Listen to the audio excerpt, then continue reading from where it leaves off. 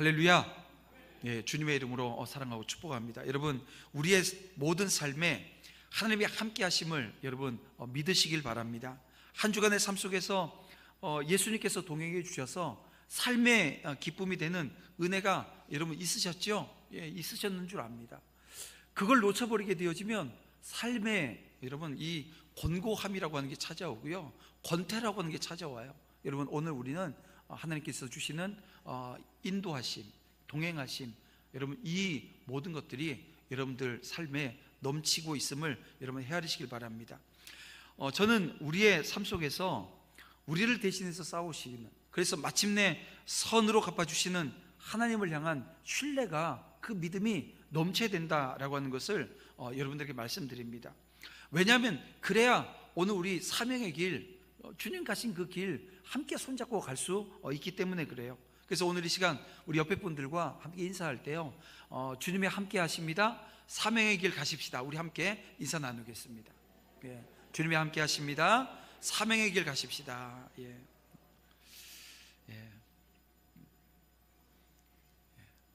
두 손 꼭 잡고 우리 함께 사명의 길 갈 수 있기를 원합니다. 자, 오늘 이제 다윗 복음으로 답하다 23번째 시간입니다. 선으로 갚으시다 라고 하는 제목으로 말씀 함께 나누고자 합니다. 여러분, 우리 주변에 악한 일을 하는 사람들 보게 되어지면 어떤 마음이 드나요? 나도 같이 악해지고 싶은데, 이런 마음 들지 않죠? 예, 그 악함을 어떻게든 끊어내고 싶고 멈추게 하고 싶어요. 그런데 사실 쉽지가 않아요. 때로는 그들이 처벌받기를 원하고 또 내게 해를 가하게 되어지면 복수하고자 하는 마음도 듭니다. 아마 이것은 우리 모두에게 있는 인지상정 아닌가 싶어요. 하지만 하나님은 오늘 우리가 악을 악으로 갚길 바라지 않으셔요. 그럼 어떻게 하길 원하실까요? 당신께 모든 걸 맡기기를 원하십니다. 그리고 가장 좋은 결과가 사실 그 가운데 나타나게 되어진다는 것입니다. 자, 오늘 본문을 보세요. 아비가일이 다윗을 만나는 동안, 그러니까 아비가일이 다윗을 만나는 것은 문제 해결을 위해서 만난 거예요. 그 동안에 나발은 자기 집에서 뭘 합니까? 그 왕의 잔치와 같은 이 잔치를 합니다. 그는 광야에서 자기 목자들과 양떼를 지켜준 이 다윗 무리에게 양식은 조금 더 나눠주지 않으면서 어떻게 해요? 자신은 왕이나 다름없는 향락을 지키는 자리에 지금 서 있었던 것입니다. 자기에게 지금 어떤 일이 벌어질지 모른 채 향락을 지키는 그 나발의 모습을 보면서 오늘 우리는 이 세상의 어리석은 자들, 특히 악한 통치자들, 이 부자들의 모습을 그대로 우리는 엿보게 되어집니다. 여러분, 성경이 소개하는 하나님의 심판, 하나님으로부터 심판받기 직전에 사람들의 모습, 특징이라고 하는 게 나와요. 그 특징이 뭐냐면 부어라 마셔라 먹고 마시는 겁니다. 또 예수님의 비유 가운데 등장하는 사람들 특징이 뭐냐면 이 심판받는 사람들의 특징이에요. 동일합니다. 먹고 마시는 거였습니다. 호화로운 잔치, 또 그것을 즐김이라고 하는 것을 통해서 하나님을 떠난 자들의 공통적인 특징을 우리는 발견하게 되어집니다. 그리고 이들에게서 발견할 수 없는 것 뭡니까? 장래일, 영혼과 관련되어진 일, 세상 역사가 바르게 흐르는 일, 여기엔 전혀 관심이 없습니다. 오로지 이 세상에서 어떻게 즐길 것인가, 어떻게 먹고 마실 것인가, 여기에만 관심이 있고 생각의 중심이 거기로 향해 있습니다. 하지만 한편으로 생각하면 이 문제는 이들만의 문제는 아닌 것입니다. 어떤 면에서 보게 되어지면 더 큰 문제를 가진 이들이 존재합니다. 누굴까요? 바로 하나님을 온전히 섬겨야 될 위치에 있는 저와 여러분, 우리 성도들의 문제입니다. 여러분, 성경은 오늘 우리에게 무엇을 경고해 주고 있습니까? 누가복음 21장 34절 말씀을 보면 이렇게 말씀합니다. 너희는 스스로 조심하라. 그렇지 않으면 방탕함과 술 취함과 생활의 염려로 마음이 둔하여지고 뜻밖의 그날이 덕과 같이 너희에게 임하리라, 이렇게 말씀하고 있습니다. 여러분, 무엇을 지금 말씀해 주는 거죠?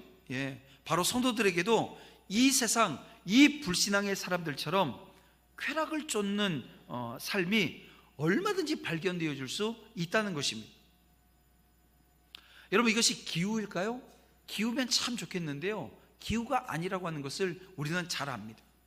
여러분, 나발의, 이 세상의 나발과 같이 행하는 자들이 하는 모든 잔치를 한번 보세요.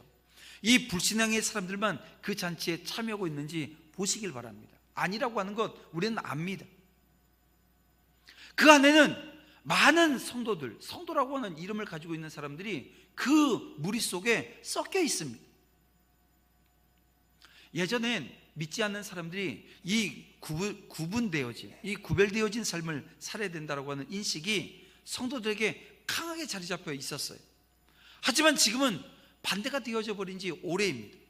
세상에 먹고 마시며 즐기는 곳에 성도와 이 불신앙의 사람들이 전혀 구분 없이 그냥 함께 있는 모습을 우리는 보게 되어집니다. 처음엔 어떤 마음이냐면, 그냥 한 번쯤은 괜찮겠지, 한두 번은 괜찮을 거야 라고 하는 생각으로 나섰다가 어떻게 돼요? 점점 무감각에 빠져버립니다. 나중엔 아예 성도인지 불신앙의 사람인지 구분되어지지 않는 모습이 오늘 우리의 삶의 자리에 여전히 존재해 있다는 것입니다. 그래서 저는 여러분에게 오늘 이 본문의 말씀을 통해서, 그리고 이 상황 가운데 다시 한번 여러분에게 강조하는 것은 뭐냐면, 정신 바짝 차려야 된다는 거예요. 세상과 동일한 영적 무감각에 빠지지 않도록 오늘 우리 성도들은 정신 바짝 차리고 신앙생활을 해야 되는 거예요. 물론 제가 여러분에게 금욕주의를 말씀드리는 게 아닙니다. 그리고 교회가 금욕주의를 표명하지 않습니다. 하지만 하나님의 백성으로서 철저한 절제, 자기 관리만큼은 여러분 강조하고 또 강조해도 여러분 이건 이게 아쉬움이라고 하는 게 없어요. 오늘 우리가 신앙생활 하는 중 여러분 이 사회생활, 오늘 우리 삶의 자리 분명히 있습니다. 근데 그 자리에서 자기도 모른 채 이 세상 욕망에 빠져버리지 않도록 정신 바짝 차리고 여러분 신앙생활 해야 돼요. 그러면 어떻게 해야 될까요? 말씀 읽어야 돼요. 기도해야 돼요. 여러분, 오늘 우리가 말씀, 기도라고 하는 가장 기본적인 자리, 그 자리에 서 있지 않으면 다 무너져 버립니다. 성경은, 하나님께서 우리에게 주시는 이 말씀은요 분명합니다. 하나님의 말씀을 주야로 묵상하는 자가 복된 자라고 말씀해 주잖아요. 여러분, 그 복된 자리에 오늘 우리가 서기 위해서 말씀으로 오늘 우리의 삶을 돌아보고 들여다보고 교정하고 때로는 회개함으로 하나님의 은혜가 오늘 우리 가운데 메마르지 않도록 차고 넘치는, 그래서 이게 감당치 못하는 하나님의 은혜라고 하는 그 고백이 오늘 우리 가운데 흘러가는 은혜의 역사로 함께하기를 주님의 이름으로 축원함을 드립니다. 여러분, 그 은혜가 우리 가운데 있어야 되는 거예요. 말씀 보세요. 기도하셔야 됩니다. 계속해서 오늘 본문의 말씀을 보면 지혜로운 아비가일은 나발이 깨기를 기다렸다가 그동안 일어난 일들을 전해줍니다. 그런데 이 아비가일의 말을 들은 나발이 어떻게 되어져요? 그만 몸이 돌처럼 굳고 말았습니다. 이 사무엘서 기자는 이 장면을 이렇게 묘사를 해요. 나발이 그렇게 되고 나서 약 10일이 지나서 여호와께서 치심으로 인해서 죽었다고 기록해요. 이게 무슨 의도가 있지 않을까요? 분명한 의도가 있습니다. 뭐냐면 다윗에게는 이 나발의 죽음에 대한 책임이 전혀 없다라고 하는 것을 오늘 우리에게 말하고자 함이 아닐까, 이런 생각을 하게 되어집니다. 여러분, 인생의 위기라고 하는 건 누구에게나 찾아옵니다. 여기에는 남녀노소가 없고요, 빈부귀천이 없습니다. 주를 믿는 성도들 예외가 아닙니다. 만약 오늘 우리에게 위기가 찾아오는데 만약 다른 점이 있다고 한다면, 여러분, 성도는 위기에 대처하는 방법을 알아요. 위기가 찾아오면 어떻게 해야 되는지 우리는 압니다. 반면에 불경한 자들에게는 이 지식이 없다라고 하는 특징이 있어요. 위기를 당하고 시련이라고 하는 것을 우리가 만나게 돼도요, 모두가 실패하는 것이 아닙니다. 경건한 성도들에게서 이것은 도리어 인생을 성공으로 이끄는 기회가 되어집니다. 그래서 여러분, 광야를 경험하지 못하고 이 시련 아닙니까? 고난 아닙니까? 이 광야를 경험하지 못하고 내게 주어진 그 모든 부는요, 사람을 좀먹게 만들어놔요. 그게 오래가지 못합니다. 그래서 아버지가 열심히 일하고 어머니가 열심히 일해서 큰 부를 이루었는데요, 이 자녀가 이 아무 과정 없이 이걸 물려받게 되어지면 허랑방탕합니다. 탕자가 되는 거예요. 둘째 아들이 되는 거예요. 여러분, 그런 삶의 자리 오늘 우리는 많이 본다는 것입니다. 여러분, 예수 그리스도께서 십자가에 죽으셨어요.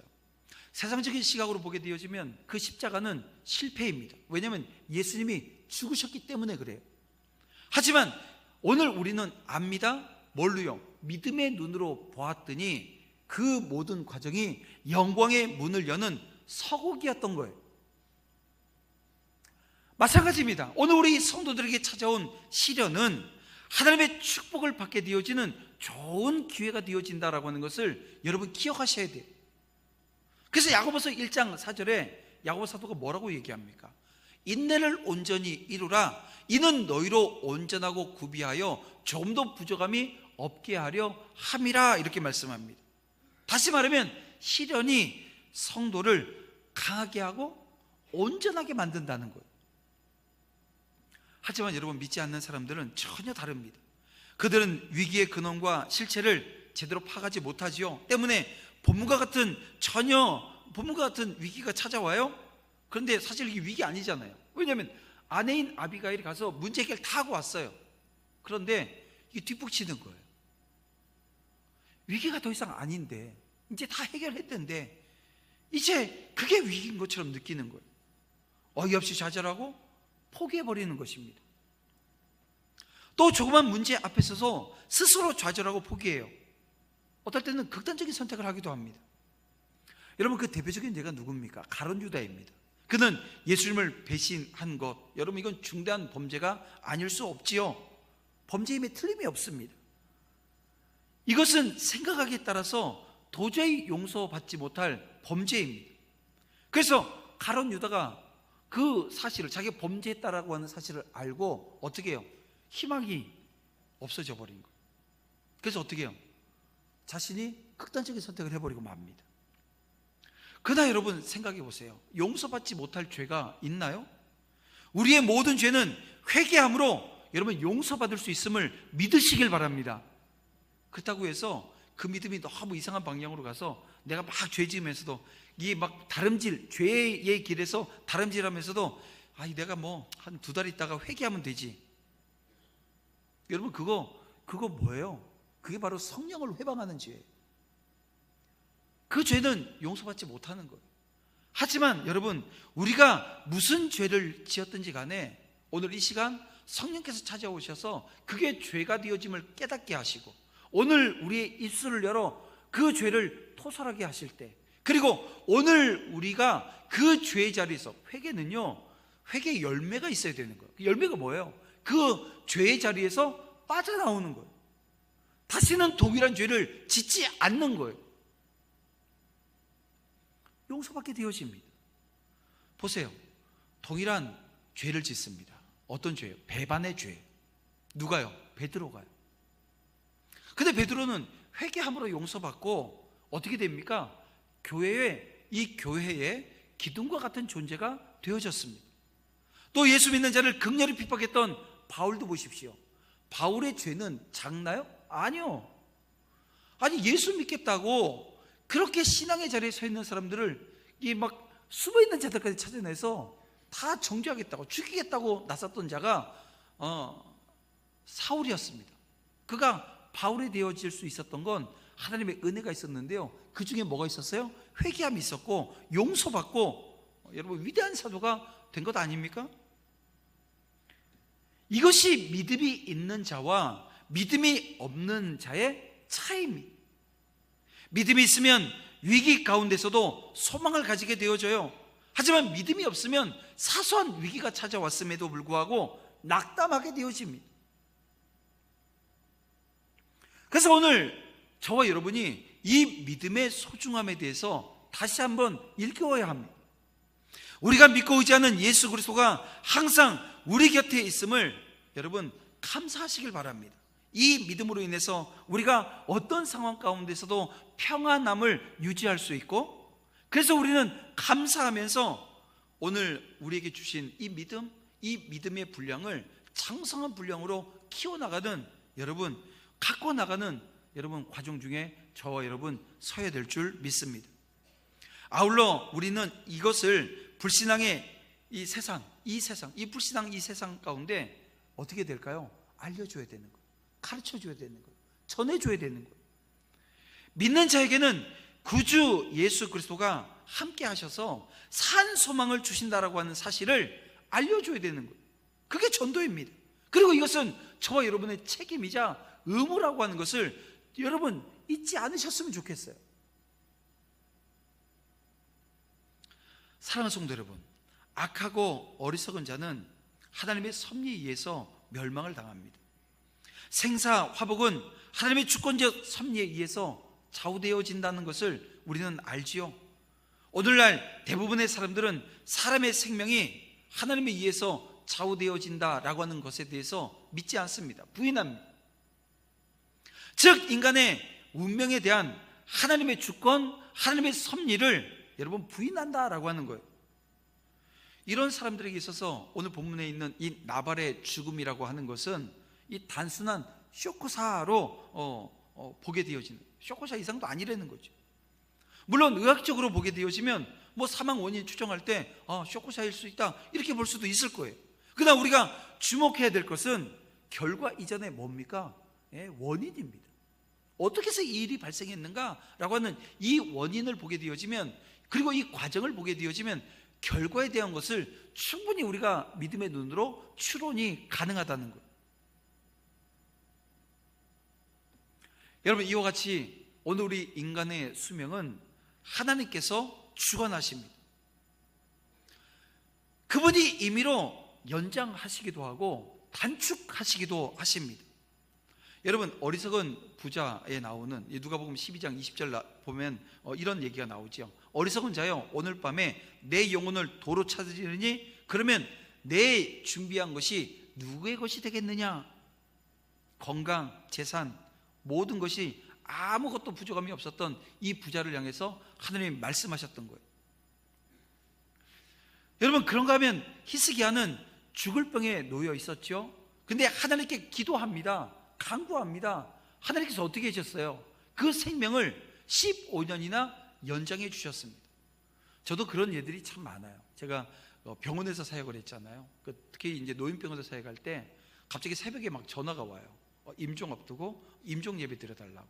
그럼 막 새벽 2시에 가서 3시에 가서 임종 예배를 드리거든요. 근데 그러면 그 다음날 살아나셔요. 그게 한 4번을 이렇게 반복하신 분들도 계시고요. 나중에는 그분이 걸어 다니셔요. 휠체어 타는 게 아니라. 이거 제가 그냥 뭐 이게 병원에서 자주 봤던 모습입니다. 그래, 어떻게 이럴까? 왜냐면 의사 선생님들이 대부분의 경우도 이렇거든요. 이제 임종을 준비하셔야 됩니다라고 하면 사실 그걸 받아들이는 게 맞아요. 이번에도 저희 장인어른이 제가 성지순례 가 있는 동안 갑자기 급성 폐렴이 오셨어요. 그래서 상주에 있는 병원에서 준비했으면 좋겠다. 이게 이제 너무 급하게 번져가지고요. 이게 갑자기예요. 갑자기 확 해서 이게 어떻게 감당이 안 된다고 항생제를 쓰는데 안 된다는 거예요. 그래서 준비하셨으면 좋겠다 했는데 제 처남이 그냥 병원에 있으니까 바로 해가지고 경북대학병원에 가셨는데요. 그리고 저는 이제 기도한 게 이거예요. 하나님, 호흡이 있는 자가 하나님을 찬양한다고 말씀하셨으니 다시 한번 하나님을 찬양할 수 있도록 호흡 달라고. 왜냐하면 자가 호흡이 안 되셨거든요. 지금 어떻게 되셨을까요? 걸어 다니세요. 아직 이제 병원에서 퇴원하신 건 아니신데, 제가 우리 중보기도팀에 간절히 제가 기도해 달라고 이렇게 장문의 글도 남겼어요. 그래서 우리 함께 기도해 주신 우리 권사님들이 계세요. 그러니까 저도 기도했지만 많은 분들이 생명 달라고, 호흡 달라고. 왜냐하면 호흡이 있어야 우리가 살잖아요. 그러니까 그 호흡으로 뭐 하는 거예요? 하나님을 찬양하는 거예요. 그런데 하나님께서 그 기도에 응답해 주셨어요. 의사 선생님이 깜짝 놀라는 거예요. 그 경북대 병원에서도. 제가 면회를 갔을 때 간호사가 만지지 말래요. 수면 치료하고 계셨거든요. 만지지 말래요. 왜요? 그랬더니 고통스럽다는 거예요. 제가 그 얘기 들으면서 사시겠구나. 보통 병원에서요, 마지막 가시는 그 과정 속에 이게 뭐 이렇게 만지는 거 내버려 둡니다. 왜냐하면 그게 무슨 큰 의미가 없으니까. 근데 만지지 말라 그래서 지금 저 간호사도 생명이 이게 하나님께서 주실 생명이라고 하는 걸 믿고 있구나, 이런 마음이 들어서 그 기도의 내용이 더 이렇게 세워졌던 것을 보게 되었습니다. 여러분, 오늘 우리의 삶에 이런저런 기적의 현장들, 하나님께서 생명 주셔서 회복되어지는 은혜의 자리들이 얼마나 많이 일어나는지 모릅니다. 이 모든 것이 무엇을 의미하는 거예요? 사람의 운명을 결정하는 거대한 손이 있음을 우리는 안다는 것입니다. 사람의 운명은 하나님이 결정하십니다. 하나님이 결정하신다라고 하는 것을 오늘 우리가 믿고 그 자리에 서면 되는 거예요. 성경은 뭐라고 말씀하세요? 예수님께서 참새 한 마리가 땅에 떨어지는 것도 하나님의 섭리, 하나님의 허락이 없이는 이루어지지 않는다고 말씀하십니다. 그런데 하물며 여러분, 인간의 생명이겠습니까? 그가 불신자가 되었건 성도가 되었건 모든 인간의 생사화복을 주관하시는 것은 하나님이십니다. 생명의 주권 하나님께 있는 거예요. 우리는 이 사실을 겸손하게 인정해야 되는 것입니다. 그리고 우리의 운명을 결정하시는 하나님 앞에 어떻게 해요? 부복해야 되는 거예요. 건강하고 잘 나간다고 여러분 교만해야 될 이유가 없다는 것 여러분 아셔야 합니다. 질병과 곤고함 가운데 있다고 여러분 낙담하지 말아야 될 것도 여러분 여기에 있는 거예요. 오늘 우리는 여호와 하나님, 생사화복을 주관하시고 모든 것의 주인 되시는, 생명의 주인 되시는 그 하나님을 인정하고요, 그 하나님을 바라보는 거예요. 하나님을 소망하는 거예요. 그리고 자비를 구하는 자리에 저와 여러분 서면 될 줄 믿습니다. 39절 말씀을 보면 이렇게 말씀합니다. 나발에게 당한 나의 모욕을 갚아주사 종으로 악한 일을 하지 않게 하신 여호와를 찬송할지로다 라고 말씀하고 있습니다. 지금 다윗이 어떤 얘기를 하고 있는 거예요? 하나님께서 이 나발에게 보수하셨다. 그러니까 자기가 복수해야 되는데 그 복수는 하지 않기로 결정했잖아요. 그래서 하나님께서 그걸 갚아주셨다, 지금 이 얘기를 하고 있는 거예요. 하나님께서 다윗의 손으로 피를 흘리지 아니하고 당신이 친히 그 원한을 풀어주셨다, 뭐 이런 얘기를 지금 하고 있는 것입니다. 여러분, 이와 같은 사실은 성도인 우리가 자신을 미워하고 대적하는 악인 혹은 악한 세력에 대해서 어떤 입장을 취해야 하는 것이 옳은지 분명히 알게 합니다. 다시 말해서 성도는 어떤 경우에도 원수에게 보복하는 일이 합당하지 않다라고 하는 것을 보여주는 말씀인 것입니다. 그렇습니다. 우리는 어떤 경우에도 원수에게 보복하고자 해서는 안 되는 거예요. 유베날이라고 하는 분이 이런 얘기를 해요. 복수는 비천한 마음의 비천한 즐거움이라고 하는 얘기를 합니다. 무슨 얘기냐면요, 당장 복수를 할 때는 어떻게 즐거울 수 있다는 거죠. 행복할 수 있어요, 복수했다고. 하지만 그것은 비천한 즐거움 뿐이라는 거예요. 왜냐하면 거기에는 영혼의 만족이라고 하는 게 없습니다.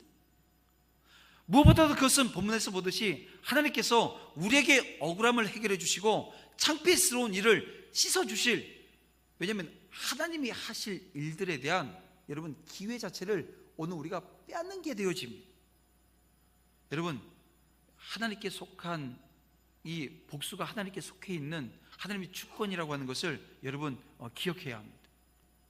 그리고 하나님께서는 가장 적절한 때 가장 적절한 방법으로 그 가운데 일하신다는 거예요. 벌하신다는 거예요. 더 나아가서 우리 예수 그리스도께서 오늘 우리에게 무엇을 가르치십니까? 원수는 어떻게 하라고요? 사랑하라고 우리에게 가르치셨잖아요. 그래서 마태복음 5장 44절 말씀을 보세요. 우리 다 함께 읽어볼까요? 시작. 나는 너에게 이르노니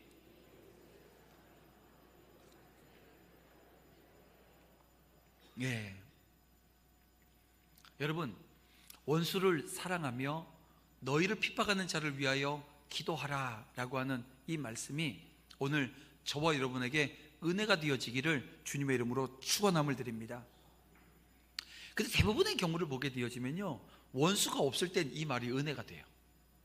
내게 원수가 없을 땐 원수 사랑하라는 말, 나를 핍박하는 자를 위해서 기도하라고 하는 말이 은혜가 되는데요, 이게 원수가 생겨요. 미운 사람이 생기면 이 말이 은혜가 안 됩니다. 성경 읽다가도 마태복음 5장은 활락 넘겨서 안 읽고 넘어가고 싶은 거예요. 왜냐하면 안 되니까. 원수 사랑이 돼요? 안 돼요. 아니, 나를 핍박하고 날 때리는데 어떻게 그를 위해서 기도를 할 수가 있겠어요? 이게 인간의 마음과 심정, 이 심성으로는 불가능한 일처럼 보입니다. 그러나 여러분 기억하시길 바랍니다. 어느 우리의 본성으로 할 수 없다고 해서 우리가 그냥 포기해버리면 될까요? 아니라는 거예요. 왜냐하면 그리스도의 말씀은 오늘 우리에게 곧 의무가 되어지기 때문에 그렇습니다. 그리고 성령을 통해 여러분 이 일이 가능한 거예요. 원수가 있어도 성령께서 내 가운데 임하게 되어지면, 그래서 여러분 말씀 보고 하나님 내가 어떻게 이 일을 할 수 있어요? 기도의 자리에 서보세요. 하나님 나를 붙들어 주세요. 성령께서 기름 부어 주시되 충만함으로 기름 부어 주십시오. 여러분 그 기름 부음이, 성령의 기름 부음이 내게 임하게 되어지면 놀라운 역사가 일어납니다. 어떻게 돼요? 성령이 기름 부으시면 구별되어집니다. 뭐가요? 내 생각이 구별되어지고 내가 이때까지 살았던 이 모든 관계에 하나님이 기름 부어 주시면 어떤 일이 발생하냐면 첫 번째는 사단 맞기가 틈타지 못하는 거예요. 왜요? 그분이 나를 안위해 주시니까. 막대기로 나를 붙들어 주시는데요, 그 은혜가 얼마나 큰지 우리가 그 자리에서 헤아리게 되어지는 겁니다. 여러분 막상 누군가 내게 한 맺힐만한 해를 가하게 되어지면 기도하고 용서하는 게 쉽지 않습니다. 하지만 십자가 주님이 주님, 그 십자가 복음이 다시 한번 오늘 우리를 주님 앞에 서게 하십니다. 하나님과 우리 사이가 원수 되었을 때에 우리를 위해서 십자가에서 죽으신 그 주님을 바라보게 하십니다. 왜요? 십자가는요, 오늘 우리와 주님과의 관계, 하나님과의 관계가 원수 관계였어요. 근데 그 원수를 위해서 어떻게 하셨어요? 자기 생명을 내어주셨어요. 그리고 그 생명으로 말미암아 오늘 우리가 다시 살게 되었다는 것입니다. 요한계시록 말씀을 보게 되어지면 첫째 사망의 해는 우리가 다 당합니다. 다 죽습니다. 하지만 이 놀라운 은혜로, 이 역사로 말미암아 둘째 사망의 해를 당하지 않고 저와 여러분을 이긴 자로, 승리한 자로 세워주신다는 거예요. 사랑하는 성도 여러분, 그래서 오늘 우리가 성경이 우리에게 권면해 주시는 이 말씀, 원수를 사랑하고 그 모든 사람들을 끝까지 선대하는 것, 이거 할 수 있는 거예요. 여러분 기도하십시다. 동이 서에서 얼마나 멀어요. 동이 서에서 멀어요. 그런 것처럼 오늘 우리에게서 이 원수, 이 보복이라고 하는 것은 멀어져야 되는 것입니다. 그 은혜가 넘치기를 주님의 이름으로 축원함을 드립니다. 다윗은 어리석은 나발로 인해서 분노한 자기에게 지혜로운 아비가일을 보내주셔서 악한 일을 하지 않게 하시고 친히 악인을 처벌하신 하나님을 찬양한 이후에 아비가일을 아내로 삼으려 합니다. 어때요 여러분? 저는 이 본문 보면서 아니 이게 말이 돼? 아니 남편이 죽었어요? 언제요? 오늘요. 근데 이게 뭐 소식이 들렸으니까 이 소식을 듣고 지금 다윗이 보냈으니까 며칠이 지나지 않았어요. 그래서 나한테 시집 오라고. 근데 그게 네 알고 시집을 가요? 아니 다윗도 웃기지만 아니 상당한 아내를 아니 말이 안 되는 것처럼 보이잖아요. 예? 이게 지금 뭐지? 라고 하는 생각이 듭니다. 그런데요 여러분, 성경학자들이 이런 얘기를 해요. 지금 이 다윗이 한 행위 아비가일을 향해서 내 아내가 되라고 하는 행위는 은혜라는 거예요. 그러니까 우리가 많은 시각을 가지고 본문을 볼 수 있는데요, 우리가 성경적 시각 그리고 그 당시의 상황을 놓고 보게 되어지면 이 상황이 그렇다는 거예요. 왜냐하면 이 당시에 남편이 없는 그 여인이 아무리 많은 부한 재산을 가지고 있다 하더라도 이건 뭐냐면 그냥 위험에 노출되어진 것과 같다는 것입니다. 그런 아비가일에게 지금 다윗이 은혜를 베풀고 있다는 거예요. 다윗은 자기를 모욕한 사람을 용서하고 그 아내를 거두는 지금 은혜를 베풀어 주는 거라는 거예요. 여러분, 이 모든 것은 하나님의 은혜였고 또 다윗이 아비가일의 지혜로운 말에 귀를 기울일 줄 아는 사람이었기 때문에 가능했다라고 하는 거예요. 이처럼 악하고 어리석은 자에 대한 심판은 하나님께 맡기고 오직 선하고 지혜로운 자를 가까이에서 은혜를 베푸는데 마음을 쓰는 것, 여러분 이것이 참 지혜라고 하는 것을 여러분 헤아리시기를 주님의 이름으로 축원함을 드립니다. 창세기를 보면 아담, 이삭, 야곱, 아브라함, 믿음의 사람들이 아내를 맞이함으로 인해서 하나님 나라의 통치자로 세워지는 것을 보게 되어집니다. 자, 다윗이 아비가일을 아내로 맞이하는 것 역시 이 다윗이 광야에서 이 왕권을 확고히 세우는 계기가 되었을 것입니다. 근데 그 이후의 장면들을 우리 성경을 보게 되어지면요, 이 43절, 44절 보게 되어지면 다윗이 이 아비가일 외에도 이스라엘 아히노암을 아내로 맡게 되어지고 또 그 전에 누가 있었어요? 사울의 딸 이 미갈을 아내로 맞았던 이 전력에 대한 기록을 하고 있습니다. 아니 지금 이렇게 잘 마무리되어지는 것 같은 이 장면에 지금 왜 이런 기사를 이 사무엘서 기자가 기사화했을까요? 이유가 있어요.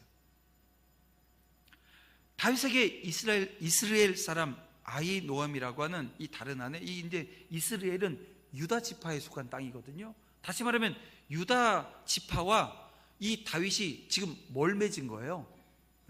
이 지금 결혼이라고 하는 것을 이 정약 결혼을 통해서 유대 관계를 지금 세운 거예요. 다시 말하면 왕권이 지금 이게 확고해지고 있다라고 하는 것입니다. 그런데 여러분 이게 지금 합당한 거냐라고 묻는다고 한다면 그렇지 않아요. 왕권은 확고해질 수 있는데요, 그건 하나님의 방법이 아니라는 것입니다. 하나님의 결혼 제도는 무엇입니까? 일부 일처제입니다. 근데 그 당시에 중혼이라고 하는 게 허용되어져 있다고 해도 아니 하나님의 사람, 하나님의 뜻을 쫓는 다윗은 그 길을 가면 안 되는 거거든요. 결국 이 복선을 지금 이 사무엘서 기자가 깔아놓는 이유는요, 나중에 왕권은 강화되어졌을 줄 몰라도 이 다윗의 집안 왕가 내부에 암투가 생길 것이다 라고 하는 것을 지금 사무엘서 기자는 복선을 깔아서 우리에게 얘기해 주는 거예요. 무슨 얘기예요? 믿음의 길을 가면서 이 잠시 잠깐 한눈 팔게 되어지면 뭐예요? 이 지금 요만한 바늘 틈이 하나가 생기는데 이게 뭡니까? 세속화라는 거예요. 세상의 시각이라는 거예요. 이것 들어오게 되어지면 넘어진다는 거예요. 나중에 이 아히노암의 그 아들인 암놈이 여러분 근친상간의 죄를 범하고 이게 막 죽고 죽이는 암투가 그래서 시작되어지는 모습을 우리는 보게 되어집니다. 이 역시 다윗이 넘어야 될 또 하나의 산이 되어질 것을 우리에게 보여주고 있습니다. 여러분 인생은요 그렇습니다. 오늘 저와 여러분이 살아가는 삶의 어간 중에 제가 왜 다윗의 이야기를 여러분들과 함께 나눕니까? 믿음의 사람이었고 예수의 길을 갔던 사람이에요.